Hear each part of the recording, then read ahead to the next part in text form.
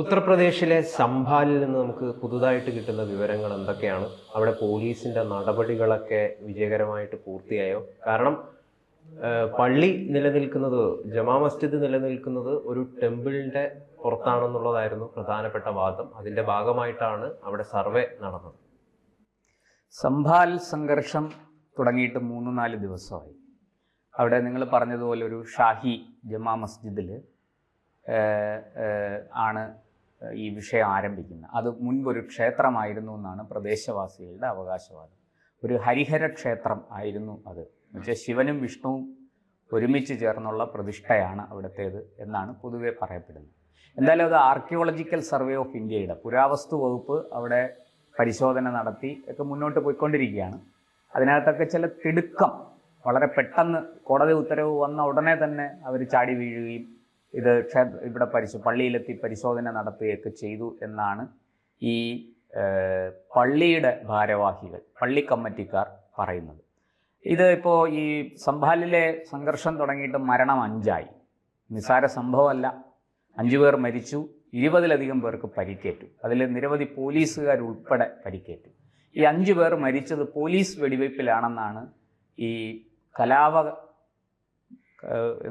ആ കലാപം നടക്കുന്ന സ്ഥലത്ത് തമ്പടിച്ച ആൾക്കാർ പറയുന്നത്. പക്ഷേ ഈ പോലീസ് വളരെ സമയോചിതമായിട്ട് അതിൽ ഇടപെട്ടു എന്ന് പറയാതിരിക്കാൻ നിർവാഹമില്ല. പോലീസ് പറയുന്നത്, അവിടുത്തെ SP, അദ്ദേഹം ഈ സംഭാൽ SP ആണ്, കൃഷ്ണകുമാർ, അദ്ദേഹം പറയുന്നു, ഞങ്ങൾ മുട്ടിന് താഴെ ആണ് വെടിവെച്ചത് കലാപകാരികളുടെ. പോലീസ് വെടിവെപ്പിലല്ല ആൾക്കാർ കൊല്ലപ്പെട്ടത്. അത് ഓട്ടോപ്സി റിപ്പോർട്ട്, അതായത് പോസ്റ്റ്മോർട്ടം റിപ്പോർട്ട് വ്യക്തമായിട്ട് ഞങ്ങളിപ്പോൾ ഉടനെ പുറത്തുവിടും. അതിനകത്ത് പറയുന്നുണ്ട്, പോലീസിൻ്റെ വെടിയേറ്റല്ല ആൾക്കാർ മരിച്ചിരിക്കുന്നത്, പോലീസ് ഉപയോഗിക്കുന്ന ബുള്ളറ്റോ ഒന്നുമല്ല, മറിച്ച് മറ്റു ചില കാര്യങ്ങളുണ്ട്. അതിൻ്റെ വിശദാംശങ്ങൾ ഞങ്ങൾ പതുക്കെ പുറത്തുവിടും. അതാണ് പോലീസ് ഭാഷ്യം. ഇനി പോലീസ് വെടിവെക്കുന്നതിൻ്റെ എന്തെങ്കിലും തെളിവുകൾ ആർക്കെങ്കിലും ഉണ്ടെങ്കിൽ അത് കൊണ്ടുവരാം, പരിശോധിച്ച് ഉചിതമായ നടപടി സ്വീകരിക്കും. ഏതെങ്കിലും പോലീസുകാർ ഈ കലാപകാരികൾക്ക് നേരെ നിറയൊഴിച്ചിട്ടുണ്ടെങ്കിൽ അത് തീർച്ചയായിട്ടും നടപടിയെടുക്കും. അതിനുള്ള സർക്കാർ അതിനുള്ള നടപടി സ്വീകരിക്കും. നിങ്ങൾ ആരും വിഷമിക്കേണ്ട.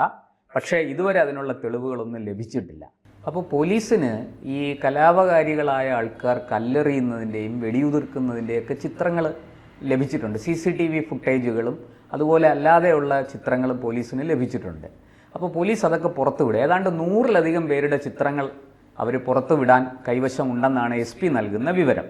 എന്തായാലും പോലീസ് 2 പേർക്കെതിരെ 2 പേരെ ഈ വിഷയത്തിൽ പ്രതി ചേർത്ത് കേസെടുത്തിട്ടുണ്ട്. ശരിക്കും 8 FIRകൾ ഇട്ടിട്ടുണ്ട്. അതിൽ 6 പേരെ, കുഴപ്പക്കാരായ 6 പേരെ, അവിടെ പ്രശ്നം ഉണ്ടാക്കിയ 6 പേരെ തിരിച്ചറിഞ്ഞിട്ടുണ്ട്. 2500 പേർ, കണ്ടാലറിയാവുന്ന 2500 പേർക്കെതിരെ പോലീസ് കേസും എടുത്തിട്ടുണ്ട്. ഇനി ഈ സമാജ്വാദി പാർട്ടിയുടെ MP, അദ്ദേഹത്തിൻ്റെ പേര് സിയാവുർ റഹ്മാൻ ബർക്ക്, അദ്ദേഹത്തിനെതിരെയും അതുപോലെ സമാജ്വാദി പാർട്ടിയുടെ MLA നവാബ്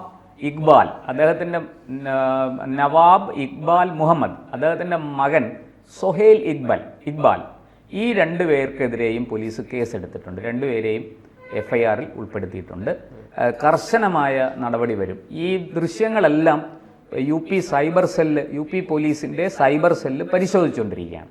അവർ പരിശോധിച്ച് കൃത്യമായിട്ട് ആരാണ് കല്ലെറിഞ്ഞത്, ആരാണ് വെടിയുതിർത്തത് എന്ന് കൃത്യമായി ചിത്രങ്ങൾ സഹിതം പോലീസ് അവരെ അറസ്റ്റ് ചെയ്യും എന്നാണ് SP നൽകുന്ന വിവരം. പിന്നെ അവിടെ പോലീസ് ഇപ്പം 3-ാമത്തെ ദിവസം കഴിഞ്ഞു. അവിടെ ഫ്ലാഗ് മാർച്ച് നടത്തി. ആരെയും മുഖം നോക്കാതെ നടപടിയെടുക്കും. കലാപം ആര് നടത്തിയാലും അതിന് ജാതി മത പരിഗണന ഒന്നും ഉണ്ടാകില്ല. കർശനമായ നടപടി ഉണ്ടാകും, അടിച്ചമർത്തും എന്നാണ് SP പറയുന്നത്. സ്കൂളുകളെല്ലാം റീഓപ്പൺ ചെയ്തിട്ടുണ്ട്, തുറന്നു. കുട്ടികൾ സ്കൂളിൽ പോയി തുടങ്ങിയിട്ടുണ്ട്. പക്ഷേ ഈ പള്ളിയിലേക്കുള്ള വഴികളെല്ലാം അടച്ച് പോലീസ് സീൽ ചെയ്തിരിക്കുന്ന ആണ്. കാരണം ഇത് ഇനിയിപ്പോൾ അത് ആർക്കിയോളജിക്കൽ സർവേയുടെ പരിശോധനയും പഠനവും പൂർത്തിയാകാതെ ആ പള്ളി തുറന്നു കൊടുക്കാൻ സാധ്യതയില്ല എന്നാണ് തോന്നുന്നത്. വീണ്ടും ഒരു സംഘർഷം ഉണ്ടാകാതിരിക്കാൻ. അതപ്പോൾ അവിടുത്തെ ജില്ലാ ഭരണകൂടത്തിൻ്റെ തീരുമാനമായിരിക്കും അത്.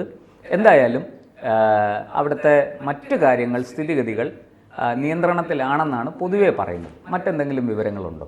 ഇത് വലിയ രീതിയിലുള്ള ഇതിനെതിരെ വലിയ രീതിയിലുള്ള പ്രതികരണങ്ങളാണ് പ്രതിപക്ഷത്തിന്റെ ഭാഗത്ത്, പ്രത്യേകിച്ചും UPയിൽ നിന്ന് വരുന്നത്.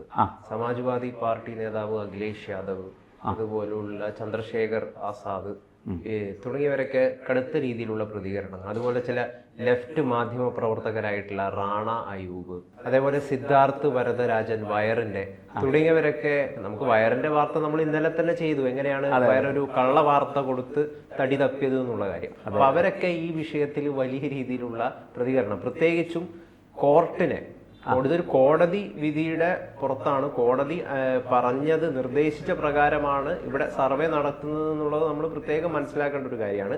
നവംബർ 19-നാണ് ഈ ഒരു കാര്യം കുറച്ച് സുപ്രീം കോർട്ടിലെ ജഡ്ജിമാർ, അതായത് അവരാണ് ഹർജിയുമായിട്ട് പോയത്. അതായത് ഈ അമ്പലം മുൻ ജഡ്ജിമാർ, അതായത് അവിടെ ഒരു ക്ഷേത്രമുണ്ടായിരുന്നു, ഈ പള്ളി സ്ഥിതി ചെയ്തെടുത്ത് ഒരു കൽക്കിക്ക് വേണ്ടിയിട്ട് ആരാധിച്ചു പോന്നിരുന്ന ഒരു ക്ഷേത്രമായിരുന്നു. അവിടെയാണ് ഈ പള്ളി വന്നിരിക്കുന്നത്. അപ്പൊ അതുമായി ബന്ധപ്പെട്ടിട്ടാണ് സർവേ നടക്കുന്നത്, ഇത് അവിടെ ഉണ്ടോ എന്ന് അറിയാൻ വേണ്ടി. ഒരു പക്ഷേ മുഗൾ ഭരണകാലത്ത് വന്ന ഒരു ചേഞ്ച് ആയിരിക്കാം. അതെ അതെ അതെ. അപ്പൊ ഇതിനെതിരെയാണ് കടുത്ത രീതിയിലുള്ള കോർട്ടിനെ അടക്കം സംഘി കോർട്ടാണ്, സംഘിക്കോടതി. കാരണം രാം ജന്മഭൂമി, അത് ഭരണഘടനയെ അവഹേളിക്കുന്നതിന് തുല്യമാണത്. നമ്മുടെ ജുഡീഷ്യറിയെ അപമാനിക്കലാണ് ഇതൊക്കെ.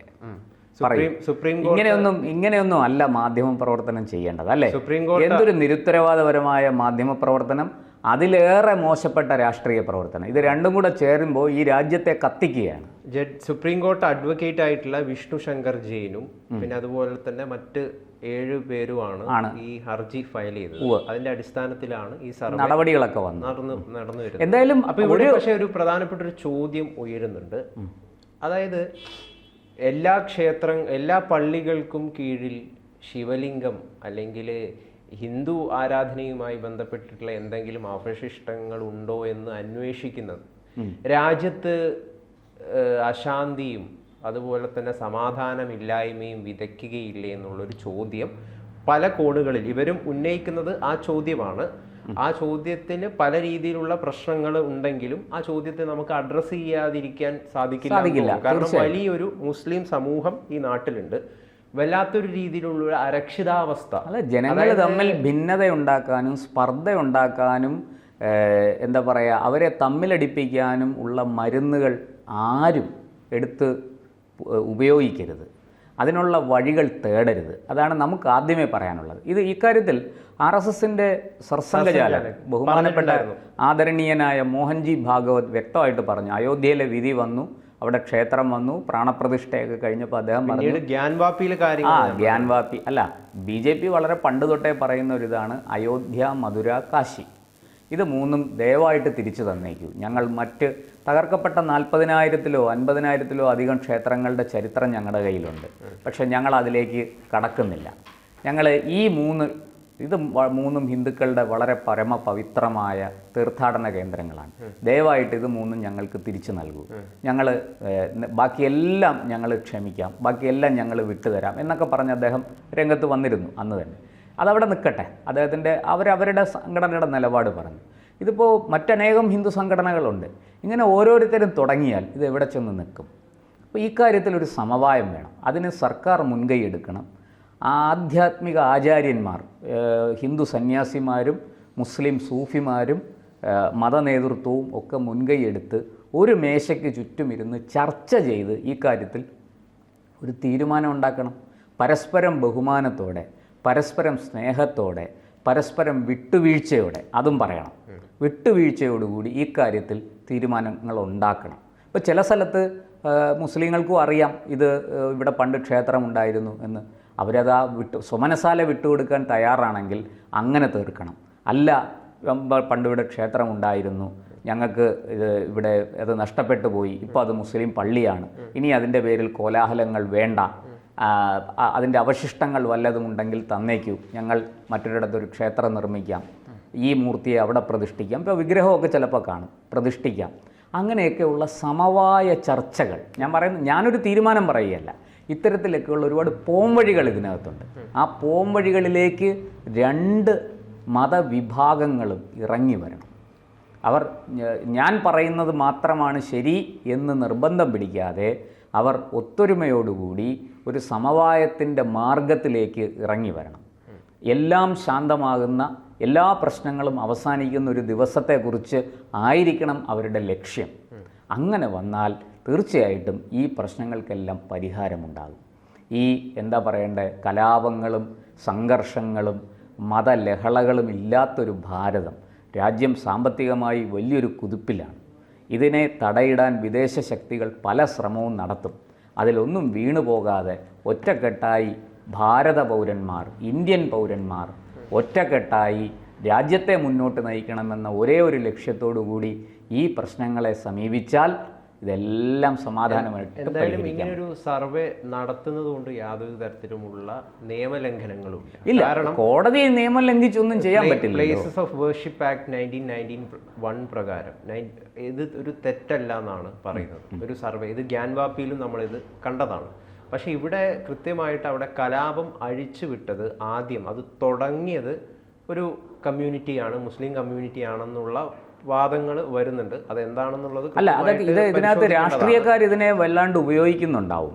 ഇതിപ്പോൾ സമാജ്വാദി പാർട്ടിയുടെ MP-ക്കും MLA-യുടെ മകനും എതിരെ കേസെടുത്തിരിക്കുകയാണ് പോലീസ് അങ്ങനെ ചുമ്മാ വന്ന ഒരു MP-ക്കും MLA-യുടെ മകനും എതിരെ ഒന്നും അങ്ങനെ കേസെടുക്കില്ല. ഇപ്പോൾ 8 FIR ഇട്ടിരിക്കുകയാണ് ഈ സംഭവത്തിൽ. അപ്പോൾ തീർച്ചയായിട്ടും നമുക്ക് നോക്കാം ഇതിനകത്തുള്ള രാഷ്ട്രീയ കളി എന്താണെന്ന് അറിയേണ്ടിയിരിക്കുന്നു. എന്തായാലും ഒരു കാര്യം കൂടി പറഞ്ഞോട്ടെ, യോഗി ആദിത്യനാഥ് അവിടെ മുഖ്യമന്ത്രി ആയിരിക്കുന്നിടത്തോളം കാലം നിഷ്പക്ഷമായ അന്വേഷണം നടക്കും.